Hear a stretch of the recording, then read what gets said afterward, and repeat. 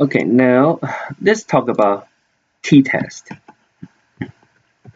First, let's discuss this question. Is the movie Scream 2 scarier than the original Scream? Now, how do we find out? We can have a lot of participants to come to watch the movie, and then we measure their heart rates. Well, hopefully, the faster the heartbeats, the scarier. That's one way to measure. There are other ways to measure, but this is one.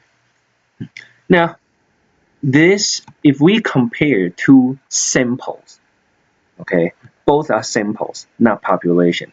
When we compare two sample means, then we use t-test. But there are two kinds of t-test.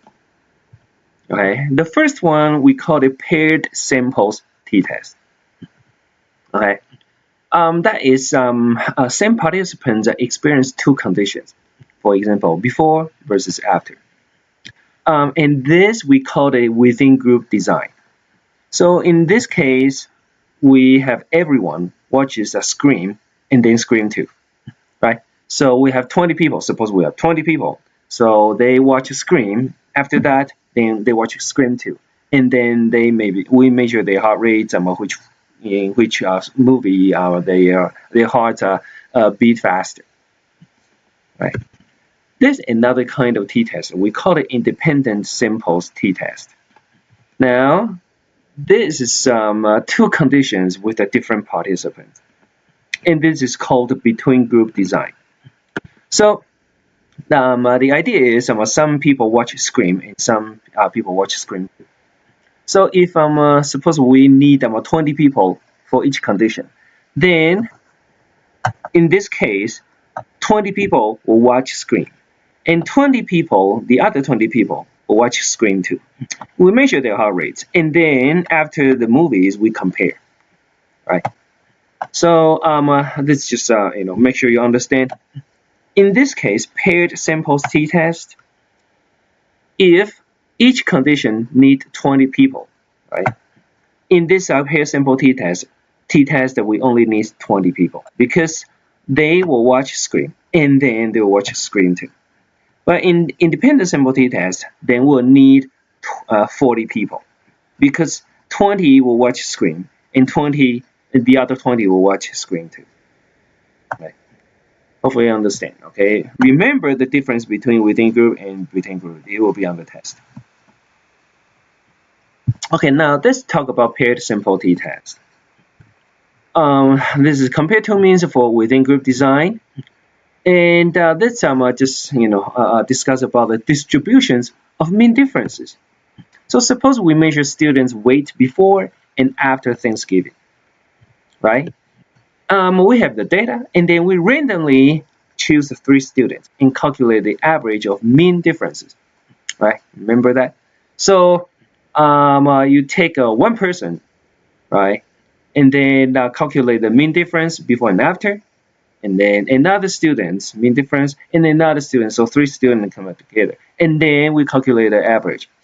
After that, we put them back, and then randomly choose another 3 students, right? And after we collect enough data, we can make this distribution probably looks like this. And then you can see most of people probably doesn't have a lot of differences. Some people have negative and some people positive. Thanksgiving. I mean, how can it be negative? Man? That's kind of weird. But yeah. Anyway, so you get the idea.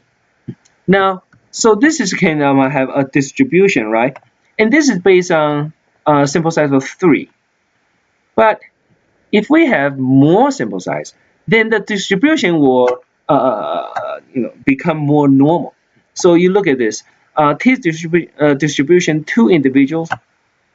This line is kind of flat, right? Not really normal distributed. But if it is 8, they become narrower and it becomes more normal, right? If it is 30, well, it's even more narrower. If we have like more than 100, then this distribution will be very close to Z distribution. In other words, normal distribution.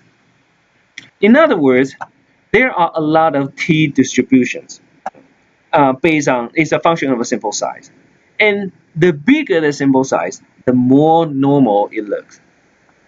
Okay, all right. So remember that. All right. So now let's talk about the formula for pair sample t-test.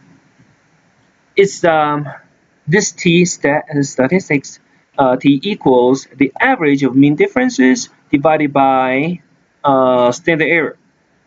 Now you will notice in the past when we calculate z-test that we use a sigma sub m, right? But now this is just standard deviation. Uh, this different sample is symbol is because there are these are estimated values. When this is sigma, sigma is a population. We know exactly that is the value, but this is just from sample. We just estimate it. In other words, we just get it from the sample, not the population. Okay. All right. So next, we're going to talk about how to use Excel to calculate a pair sample t-test.